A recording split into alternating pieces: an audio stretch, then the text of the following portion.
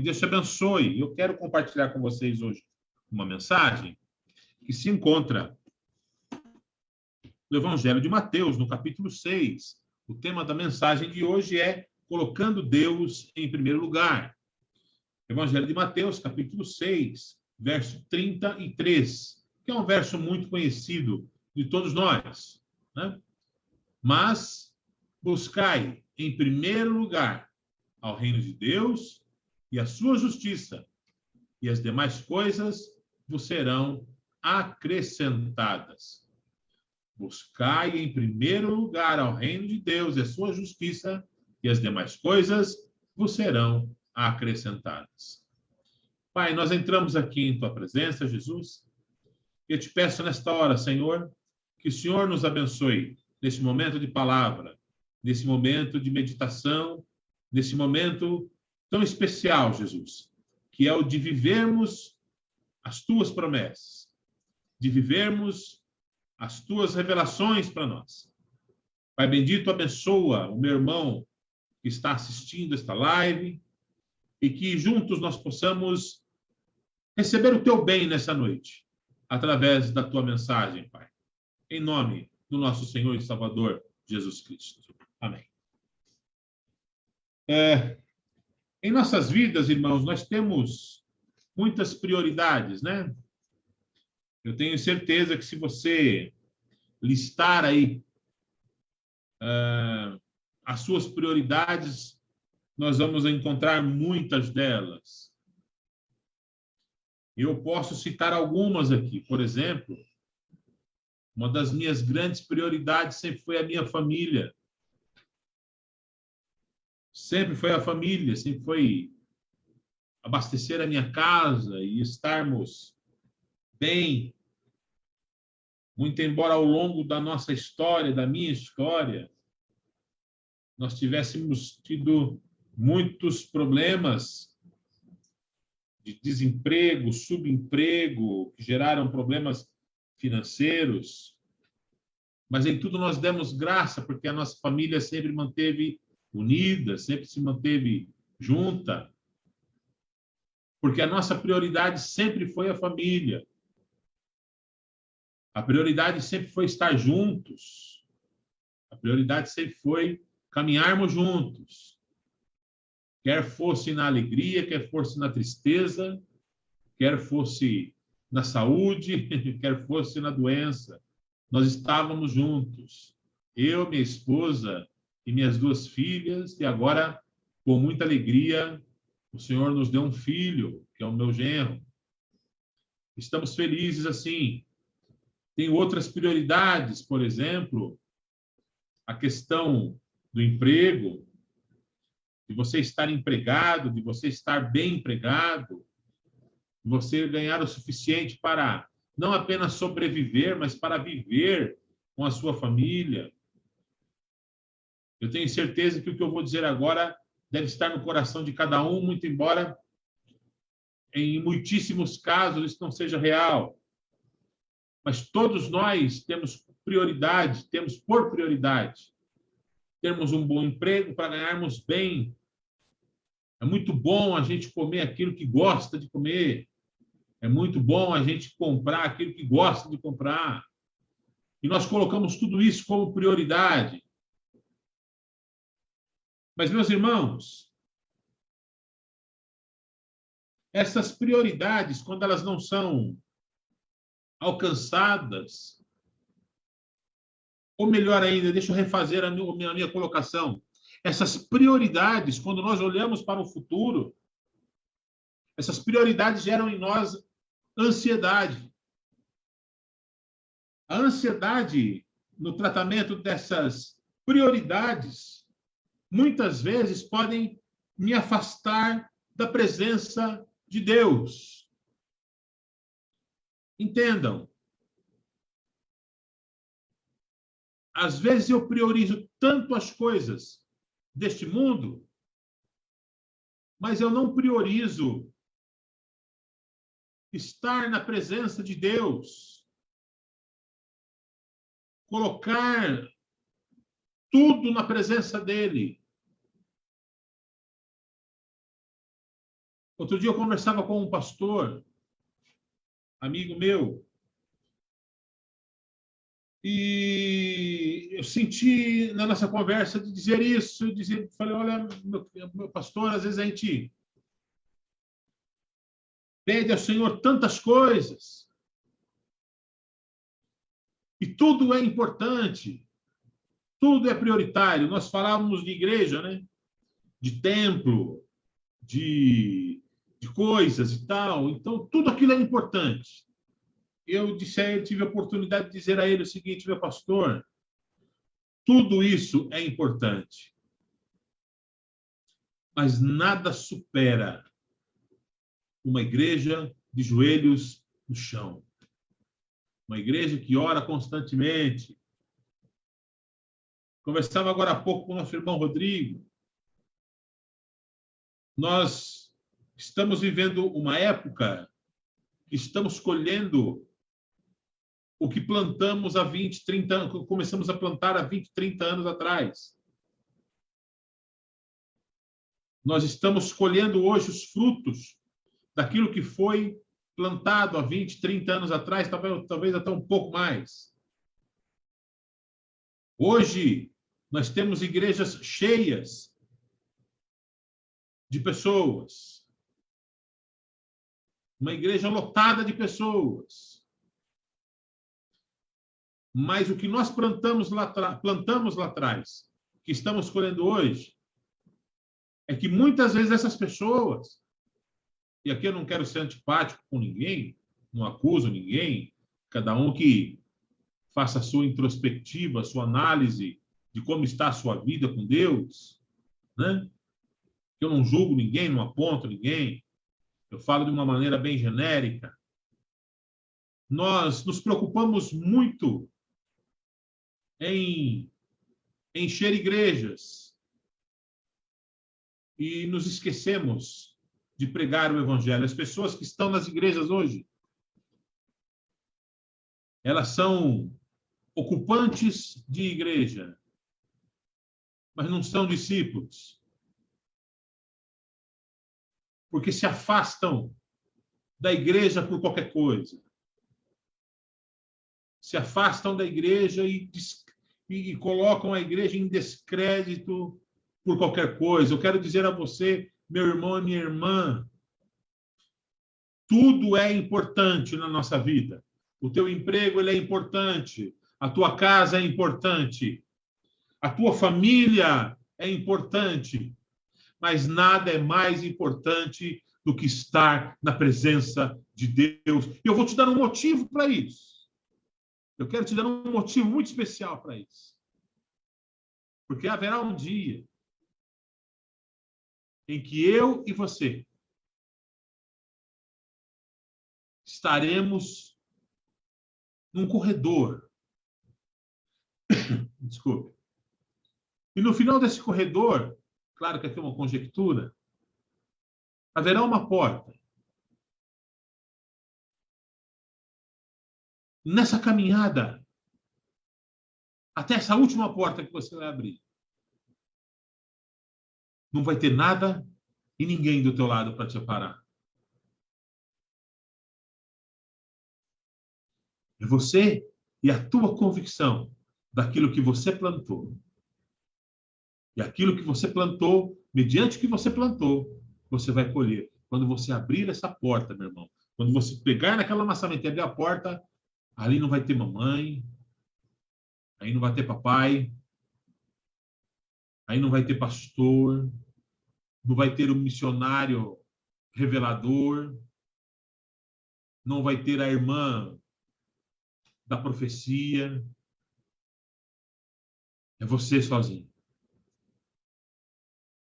E mediante aquilo que você plantou, é o que você vai encontrar do outro lado.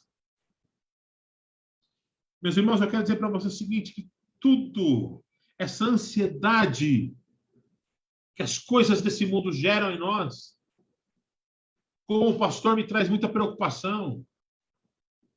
Porque, na realidade, o povo de Deus deveria ser desprendido dessas coisas.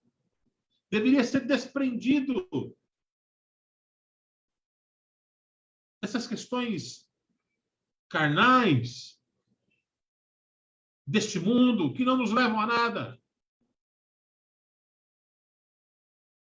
Colocar Deus em primeiro lugar, irmãos, exige de nós fé.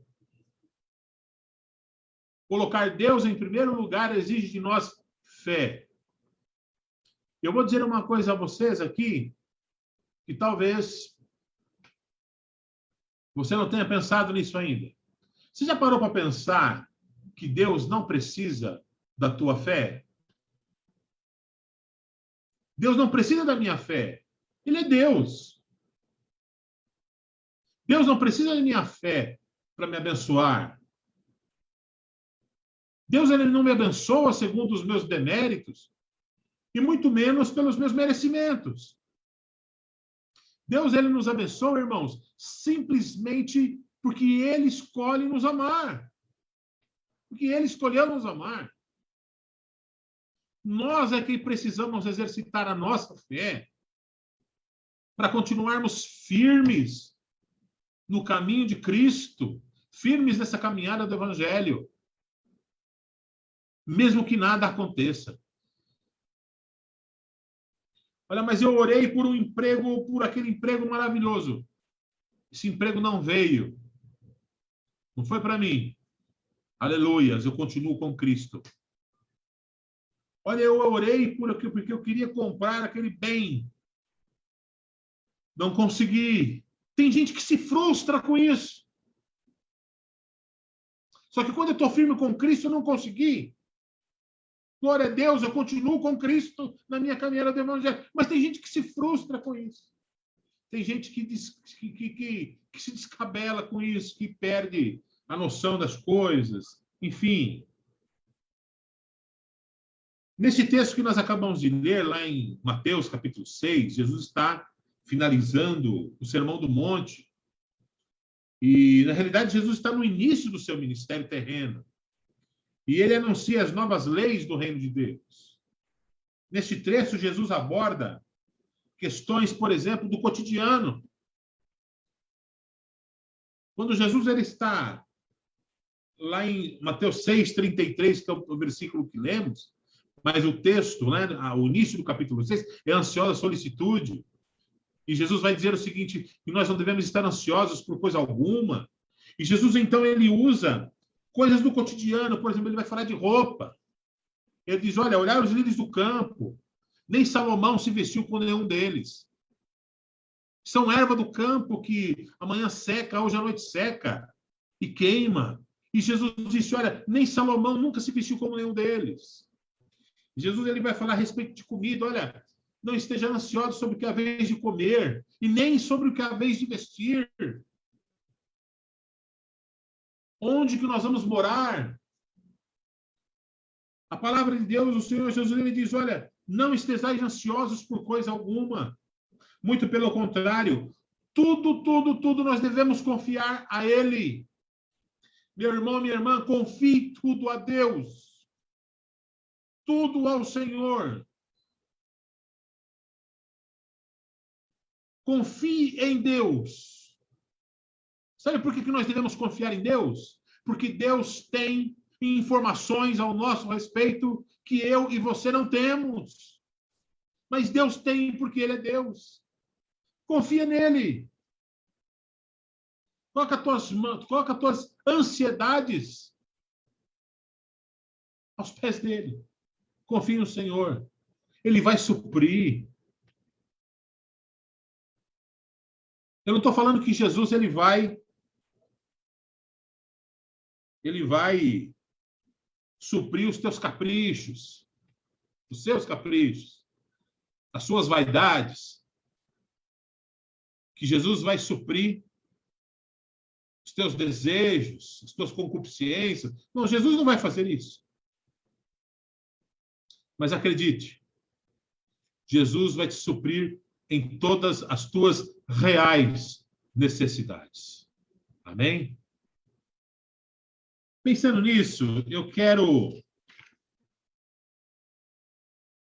pensar com vocês em 3 lições que vão nos fazer aprender a confiar no Senhor em todas as coisas, em todas as situações. A primeira lição, e isso nós falamos já abundantemente, mas eu quero tratar um pouquinho mais com vocês, é que nós não devemos andar ou estar ansiosos. Jesus, ele dá uma escala de valores no texto de Mateus, capítulo 6. Jesus, ele nos dá uma escala de valores. Por exemplo, ele diz que o corpo vale mais que o vestuário. Ele diz que a vida vale mais que a comida que a sustenta. Acima de tudo isso está a comunhão com Deus.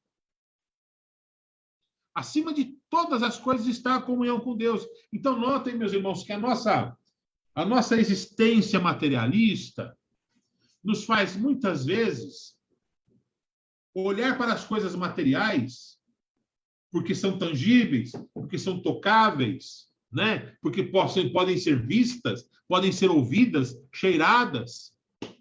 Muitas vezes, essas coisas, elas acabam tendo para nós uma importância muito maior do que a minha comunhão com Deus. Eu me lembro de quando estava ainda no seminário, o saudoso pastor Paulo de Souza Oliveira, querido pastor Paulo, ele, numa das suas aulas, ele começou a aula desenhando um gráfico na lousa. E ele fez uma medição mediante as nossas prioridades. Qual era o coeficiente de oração que nós tínhamos? Pasmem, irmãos. A oração era a menor das prioridades.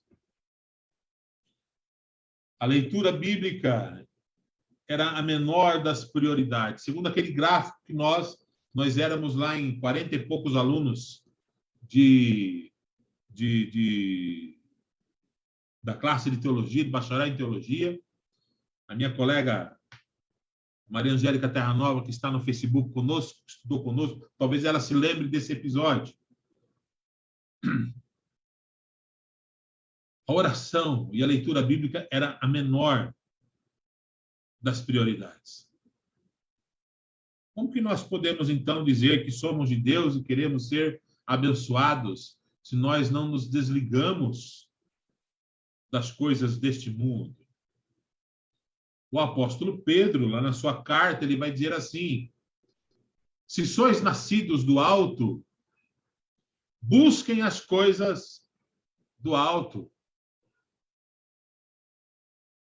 O apóstolo Paulo, em Efésios, ele vai dizer assim: não vos enchais de vinho, onde há dissolução, mas enchei-vos do Espírito. Oséias, capítulo 6, versículo 3, o profeta Oséias diz isso: conheçamos e prossigamos em conhecer ao Senhor. O apóstolo João, ele vai dizer isso: se sois nascidos de Deus, busquemos as coisas espirituais. E aqui eu quero parafraseá-lo. Ele diz também da seguinte maneira, lá na sua segunda carta. Ele vai dizer que se nós buscamos as coisas desse mundo, nós não somos nascidos de Deus, mas nós somos deste mundo. Irmãos, eu não estou dizendo que não é importante nós buscarmos algumas coisas, mas a prioridade, a primícia da nossa vida deve ser o nosso encontro diário com Deus.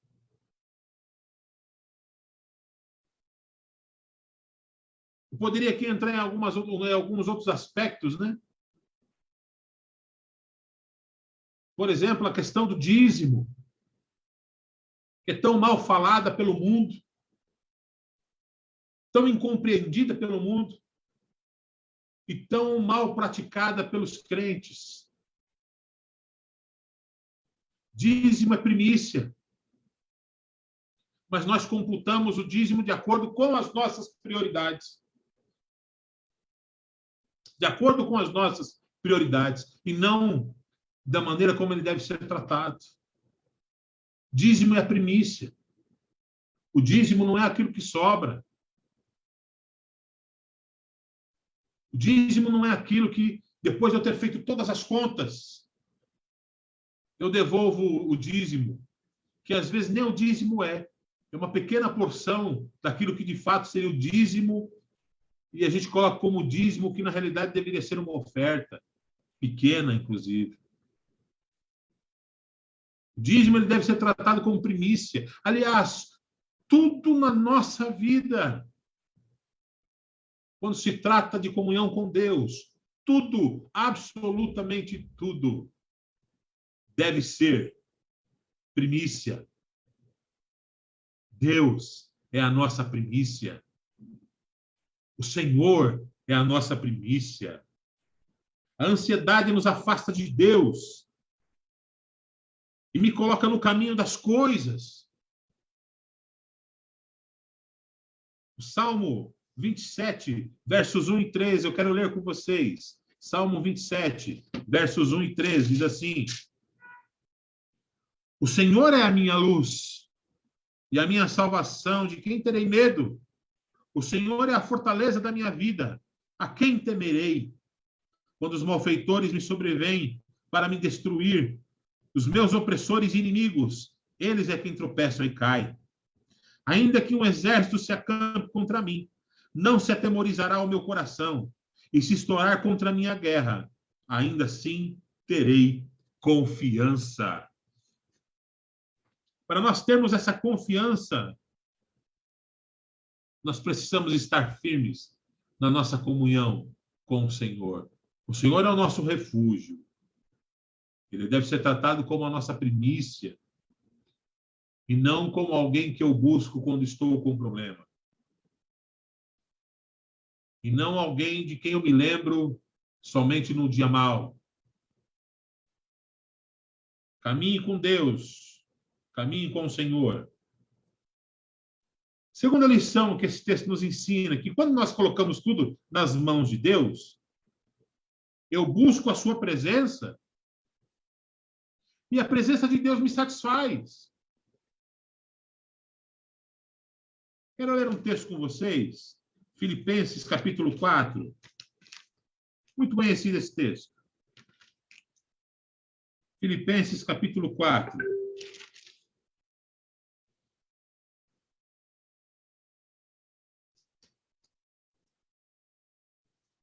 Filipenses capítulo 4, a partir do verso 10, diz assim: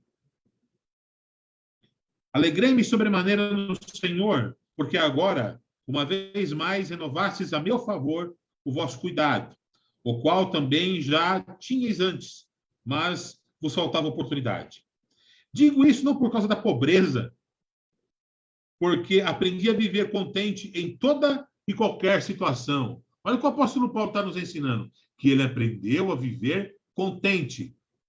Quando nós entramos, fazemos aqui uma exegese.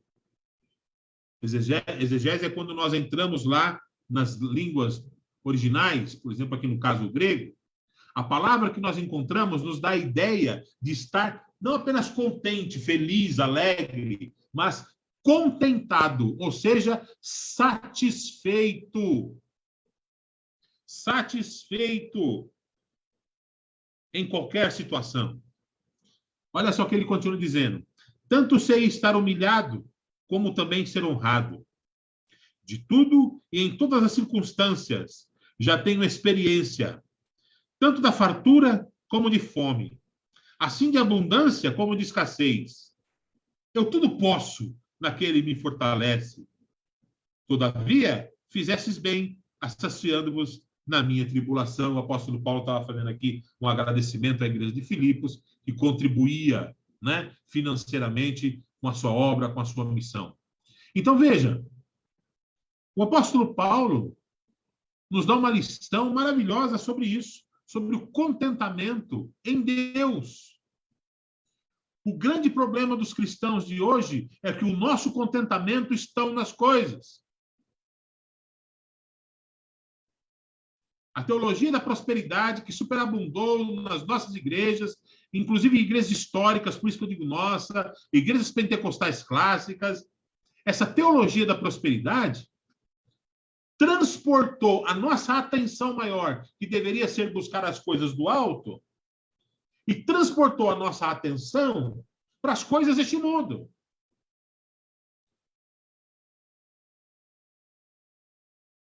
Ao passo que a nossa satisfação, nosso contentamento a nossa satisfação, contentamento deveria estar em Deus.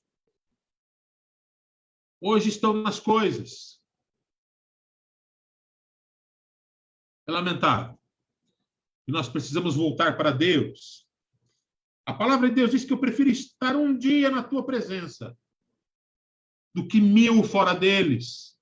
Um dia na presença do Senhor é melhor do que 1000 dias. E aqui eu quero grifos do autor, que sou o Joe. Eu quero dizer a você o seguinte: um dia na presença do Senhor vale mais do que 1000 dias banhado de todas as benécias e as riquezas deste mundo. Nada supera a alegria de estar na presença de Deus. Ele é o nosso sustentador, o nosso refúgio, a nossa fortaleza. Aleluias. Bendito seja o nome do Senhor. A presença do Senhor, ela me satisfaz. E por último, eu quero dizer para você o seguinte, que quando eu coloco tudo nas mãos do Senhor, eu vivo a sua justiça e a pratico. Esse é o texto que nós lemos. Mas buscai em primeiro lugar ao reino de Deus e a sua justiça. E as demais coisas vos serão acrescentadas. Qual é a justiça de Deus? A justiça de Deus, irmãos, é que nós sejamos cada vez mais parecidos com o seu Filho, Jesus Cristo. A justiça de Deus, ela me faz pensar da seguinte maneira: será que eu preciso tanto assim das coisas deste mundo? Se eu tenho um Deus que é tudo para mim, Deus é tudo para mim. Tem um cântico do cantor cristão, e acredito que na harpa cristã esteja também, que diz exatamente isso, que Deus, ele é tudo para mim. A justiça de Deus, que deu o seu único filho para que eu e você pudéssemos ter a vida eterna, é que nós demos importância para esse ato. Semana passada nós vivenciamos mais uma Páscoa. E todas as vezes que nós passamos pela Páscoa, nós somos arremetidos à lembrança do sacrifício de Jesus Cristo.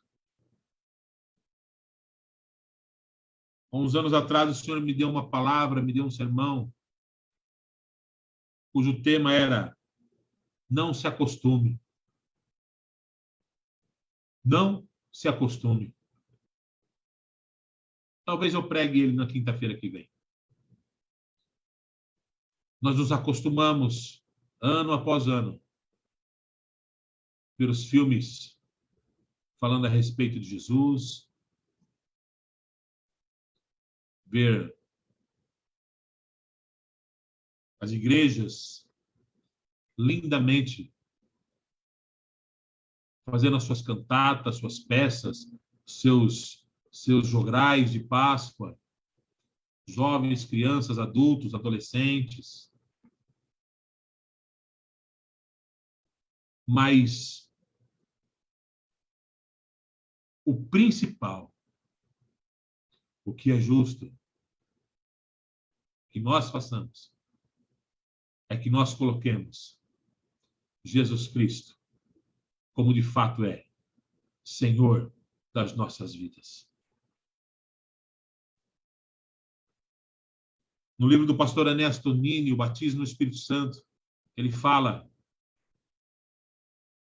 do Espírito Santo que é existente na vida de cada crente. Mas nós devemos deixar que o Espírito Santo não esteja só presente, mas que ele seja também presidente nas nossas vidas. Que o Espírito Santo nos guie, que nós pratiquemos essa justiça. Em nossas vidas, nós devemos colocar a Deus no centro de tudo. Quem dá a Deus a posição central em sua vida, gozará do seu cuidado onipotente e eterno. Amém? Senhor, lemos aqui a tua palavra e meditamos a respeito dela, Jesus. Nós possamos a cada dia, Senhor, buscarmos cada vez mais a tua presença. Que o Senhor seja a primícia, que o Senhor tenha a posição central nas nossas vidas, nas nossas igrejas, Pai. Deus bendito, salva-nos dos nossos erros, perdoa os nossos pecados, Senhor. E que nós passemos a te buscar, te amar, com o amor que o Senhor nos amou. Pai, liberta-nos desse comodismo, liberta-nos, Senhor Deus, dessas ansiedades desta vida, liberta-nos, ó Pai amado, dos desejos deste mundo, e que nós tenhamos olhos unicamente em Ti, ó Pai, em nome do nosso Senhor e Salvador Jesus Cristo. Pedimos a Tua bênção, Pai, em nome de Jesus. Amém?